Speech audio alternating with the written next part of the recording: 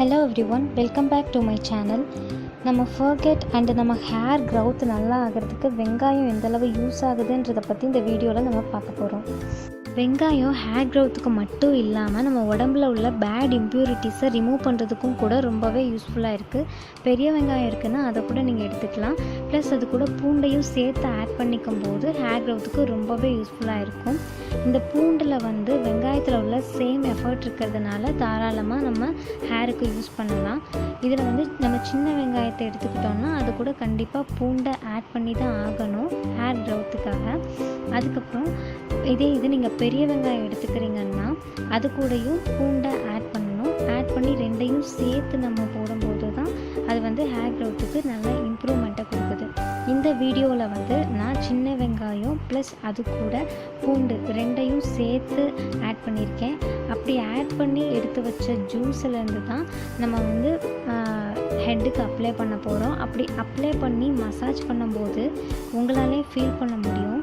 இந்த ஆயில் நம்ம மசாஜ் பண்ணும்போது நம்ம உடம்புல உள்ள ஹீட்டெல்லாம் வெளியில் போகும். அதை நம்மளாலேயே ஃபீல் பண்ண முடியும். ஸோ இதை அப்ளை பண்ணிடணும். நல்லா வெங்காயம் பூண்டு ரெண்டையுமே நம்ம நல்லா க்ளீன் பண்ணி எடுத்தாச்சு. அப்படி க்ளீன் பண்ணி எடுத்ததுக்கப்புறம் நம்ம அதை மிக்சியில் வச்சு அரைக்க போகிறோம். அப்படி அரைக்கும் போது அது கூட தண்ணி எதையுமே ஆட் பண்ணக்கூடாது. அப்படி ஆட் பண்ணோன்னா அதில் உள்ள எஃபெக்ட்ஸ் எல்லாமே போயிடும். ஸோ டோட்டலாக அது வேஸ்ட் ஆகிடும். அதனால் இந்த இன்க்ரீடியன்ஸை ரெண்டை மட்டுமே தனியாக நம்ம அரைக்கணும். அப்படி அரைக்கும் போது தான் அதில் உள்ள எஃபெக்ட்ஸ் ஃபுல்லாக நமக்கு கிடைக்கும். அதே எஃபெக்ட்ஸோடு நம்ம ஹேரில் அப்ளை பண்ணும்போது நல்லாயிருக்கும். வெங்காயம் பூண்டு ரெண்டு மட்டுமே சேர்த்து தண்ணி சேர்க்காமல் அரைச்ச இந்த ஜூஸை தான் நம்ம தலையில் அப்ளை பண்ண போகிறோம். இதை எப்படி அப்ளை பண்ணணும்னா நல்லா முடியோட வேர் வரைக்கும் படுற மாதிரி நல்லா அப்ளை பண்ணணும். ஃபஸ்ட்டு இதை உங்கள் விரல் நுனியால் நல்லா உள்ளே வச்சு இந்த மாதிரி எடுத்துக்கோங்க.